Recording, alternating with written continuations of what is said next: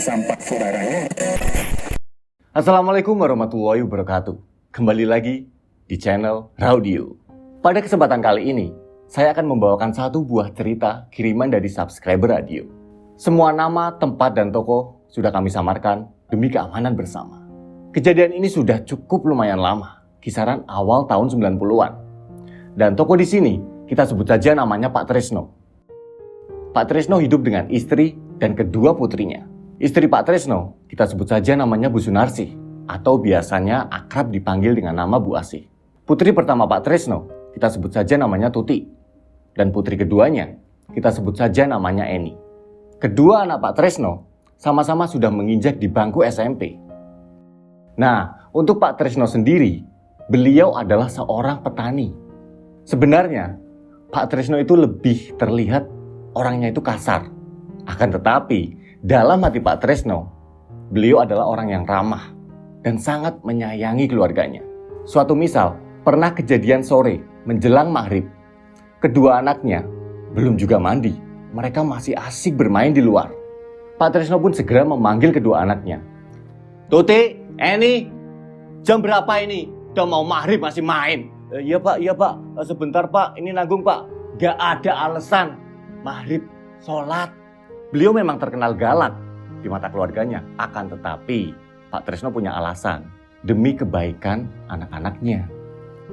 Sedangkan Bu Narsih, istri dari Pak Tresno, beliau adalah seorang sinden pewayangan. Dan Bu Narsih mendapatkan bakat itu dari orang tuanya. Selain dikenal sebagai sinden, Bu Narsih sendiri juga dikenal sebagai orang yang baik. Tak hanya Bu Narsih, Tuti dan Eni pun juga mempunyai bakat yang sama. Sama-sama bersuara bagus seperti Bu Narsih.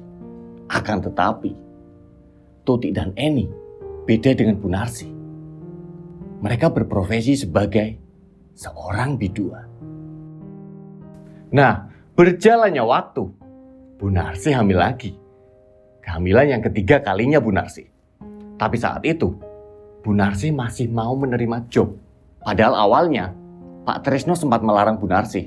Bu Narsih pun berpikir, kalau nggak tak ambil, aduh, padahal lumayan loh ini. Bayarannya lumayan kali ini. Bisa buat biaya sekolah anak-anak. Nah, setelah berembuk dengan Pak Tresno, akhirnya Pak Tresno pun mengizinkan. Akan tetapi, Pak Tresno memberikan satu syarat. Kalau memang keadaan sudah tidak memungkinkan, mending jangan diambil bu. Izin buat pulang. Pastilah, rombongan wayang ibu pasti bakal ngertiin bu. Iya pak, tapi ibu yakin ibu masih bisa kok pak. Ya udah bu, bapak ngizinin. Yang penting ibu jaga diri. Hati-hati bu. Nah, sering kali seperti itu. Bu Narsih masih mau menerima job buat nyinden. Dan Pak Tresno hanya bisa mensupport sambil memberikan pesan. Selalu hati-hati bu, jaga diri, jaga kandungan. Berjalannya waktu pun terus menerus. Bu Narsih masih selalu menerima job buat nyinden. Perut Bu Narsih pun semakin membesar. Hingga pada suatu hari, Pak Tresno mempunyai firasat yang tidak mengenakan. Pak, malam ini ibu berangkat ya pak. Di kampung sebelah, nggak jauh kok pak. Cuma di seberang sungai aja. Bu, bapak kok firasatnya nggak enak ya bu. Kali ini mungkin ibu tidak menerima job itu bu. Aduh, gimana ya pak? Ibu sudah janji bisa berangkat loh pak malam ini pak. Beneran bu, bapak ngerasain firasat yang gak enak bu. Cobalah bu, demi ibu sendiri bu. Bapak tidak bermaksud apa-apa bu. Biasanya juga bapak ngizinin. Tapi kali ini firasat bapak bener-bener gak enak bu. Gini pak, ibu masih kuat pak. Walaupun iyo perut sudah gede. Ibu yakin pak, ibu masih bisa. Ternyata pada hari itu, Pak Tresno punya firasat yang tidak enak terhadap istrinya. Nah, setelah Bu Narsih berangkat, Pak Tresno itu di rumah selalu gelisah, seperti tidak tenang. Tuti, Eni, iya pak, ada apa ya pak? Kalian ngerasain hal yang aneh enggak sama ibu kalian? Enggak pak, biasa aja kok pak. Emang kenapa sih pak? Aduh, bapak kok kepikiran ibu terus yo. Tadi ibu sempat pesen apa gitu sama kalian enggak? Enggak pak, ibu baik-baik aja kok pak. Tuti sama Eni nggak ngelihat yang aneh-aneh kok pak. Ya udah kalau gitu Ti, bapak buatin kopi dulu. Bapak mau ngopi di teras. Pak Tresno pun bergegas menuju ke teras. Akan tetapi Pak Tresno masih kepikiran istrinya. Aduh, kenapa sih yo? Istriku gimana yo? Perutnya semakin besar. Dan kali ini kenapa aku khawatir banget yo? Kok aku gelisah gini yo? Ti, kenapa Ti? Kenapa? Pak Tresno pun segera bergegas menuju ke arah dapur. Dan ternyata gelas yang sedang diaduk oleh Tuti. Tiba-tiba gelas itu meledak dan pecah. Tuti pun kesakitan. Kenapa Ti? Kowe iki lho, mesti sembarangan. Pak, panas Pak. Tuti nggak tahu Pak, tiba-tiba gelasnya meledak sendiri Pak.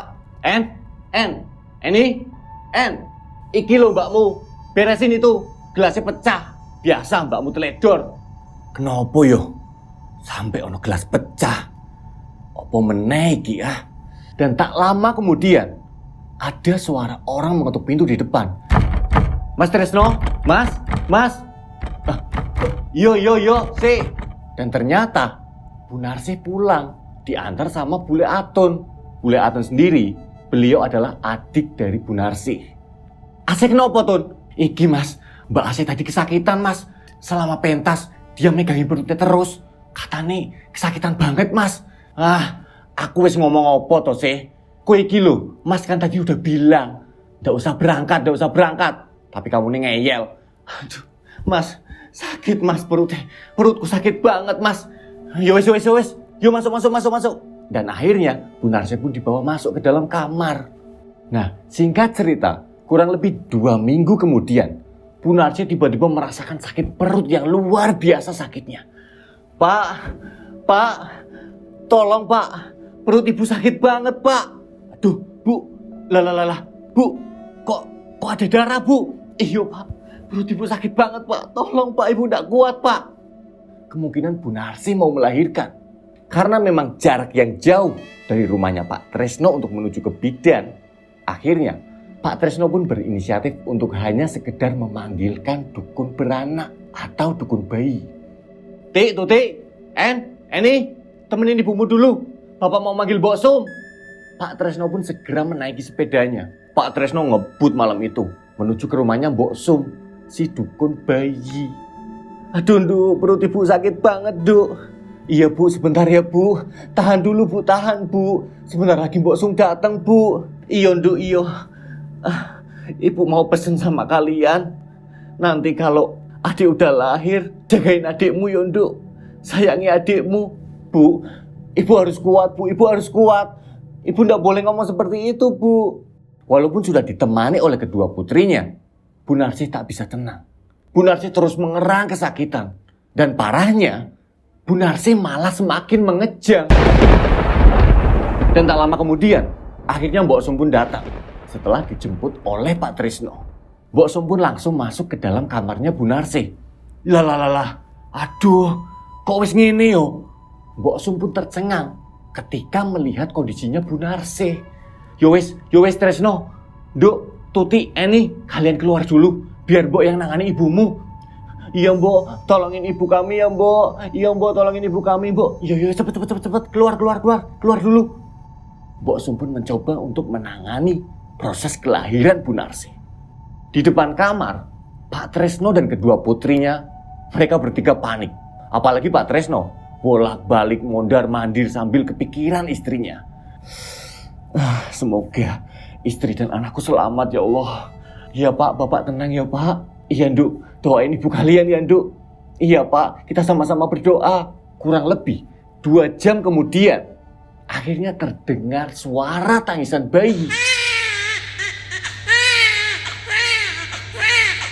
Tresno, Tuti, Eni. Mbok Sum memanggil Pak Tresno, Tuti dan juga Eni.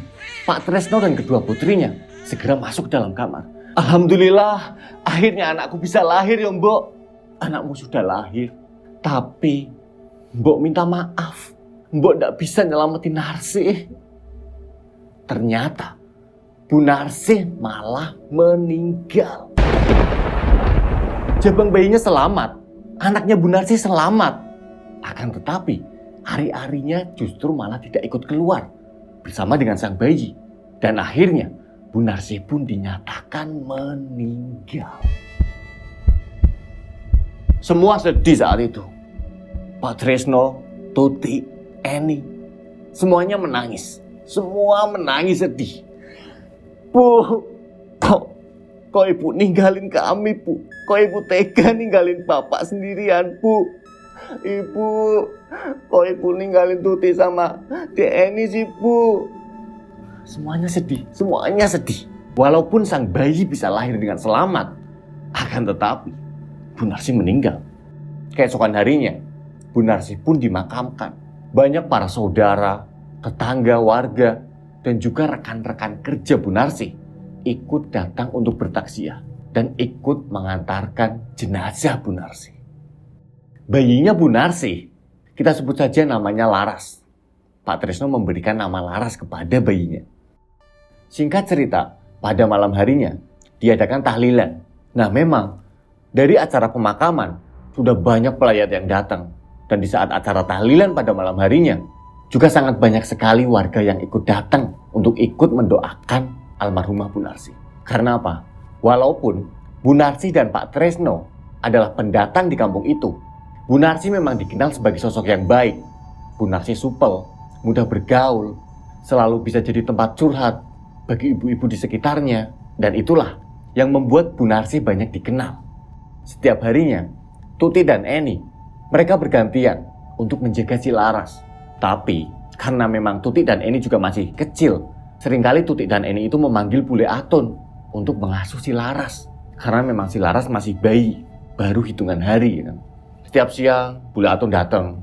Ketika Laras sudah istirahat, Laras sudah tertidur, barulah Bule Aton kembali pulang ke rumahnya. Bule Aton sendiri dulunya memang seorang sinden juga. Akan tetapi, setelah menikah, akhirnya Bule Aton memutuskan untuk berhenti menjadi sinden. Berjalannya waktu, sampailah pada hari ke-7 tahlilan. Pada saat itu, Eni sedang berada di dapur. Eni mendengar suara dari dalam kamar mandi. Mbak Tuti, Bapak, Bule Aton. Tapi kan semua orang lagi pada di depan yo. Lagi kirim doa. Perasaan dari tadi gak ada orang yang kesini. Karena penasaran, akhirnya Eni pun segera mendekat ke kamar mandi. Mbak Tuti, Bapak, Bule. Akan tetapi tak ada jawaban sama sekali. Siapa yo? Kok nggak jawab sih? Eni pun mencoba membuka pintu kamar mandi. Dan saat Eni mencoba membuka pintu kamar mandi,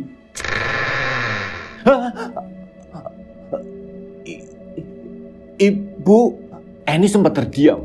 Eni tak bisa berkata-kata. Dan setelah itu, Eni malah bergegas lari menuju ke ruang tamu, di mana pada saat itu masih banyak orang yang sedang mengirim doa. Bapak, Pak, kamar mandi, Pak.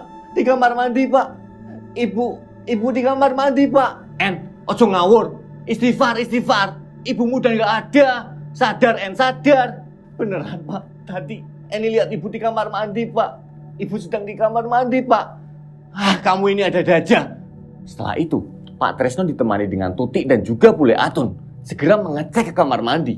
Nah, ketika mereka semua mengecek ke kamar mandi, ternyata nggak ada siapa-siapa di dalam kamar mandi. Mana, En, mana? Kamu itu mbok ojo ngawur. Ikhlasin, En. Ikhlasin ibumu. Beneran, Pak. Tadi Eni lihat ibu di kamar mandi, Pak. Eni tadi sempat takut, Pak. Terus Eni langsung ke depan manggil-manggil Bapak. Duk, istighfar, Duk. Bule Aton juga merasa kehilangan. Tapi kamu harus ikhlasin ibumu, Duk. Beneran, Bule. Tadi Eni ngeliat ibu di kamar mandi, Bule. Udah, Duk. Udah. Istighfar. Akhirnya, Eni pun segera ditenangkan oleh Bule Aton. Semua orang pun tercengang melihat penuturan dari si Eni. Pada keesokan harinya, kurang lebih jam 4 sore, di rumah hanya ada Tuti, Eni, dan juga si Laras. Di Eni, kamu jagain Laras yo. Mbak mau mandi dulu. Iya, Mbak. Tapi Mbak Tuti jangan lama-lama ya, Mbak. Iya, Mbak sebentar. Udah sore. Habis itu kan gantian kamu. Saat Eni sedang tiduran sambil menjaga si Laras, Eni mendengar ada suara orang yang memanggil namanya. Eni, siapa yo? Mbak Tuti, Mbak. Tapi tak ada sautan.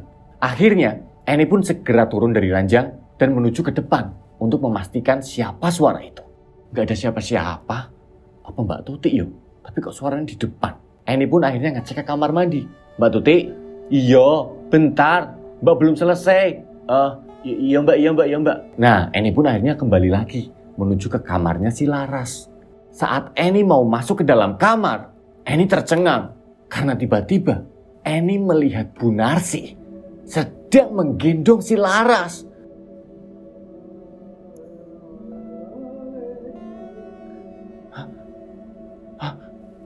Saat Eni sedang tercengang dan tidak bisa berbicara sepatah kata pun, tiba-tiba Eni dikagetkan. Eni, iya mbak, kamu ini gimana loh? Disuruh jagain adik malah bengong di sini.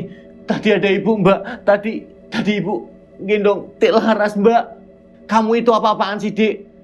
Itu loh Dek Laras masih bubuk. Malah kamu nih tuh pergi-pergi, malah ditinggal bengong di sini. Gimana sih kamu? Disuruh jagain adiknya malah gitu. Mbak, sumpah mbak, tadi itu ada suara, terus Eni ngecek. Tak pikir Mbak Tuti, tapi kok nggak ada orang. Nah pas Eni balik lagi mau masuk ke dalam kamar, Eni ngelihat ibu mbak, sedang gendong Dek Laras mbak. Dik, istighfar dik, istighfar. Ibu sudah pergi. Mendingan sekarang kamu mandi, gantian. Tapi mbak, udah mandi. Iya mbak, iya. Eni mandi.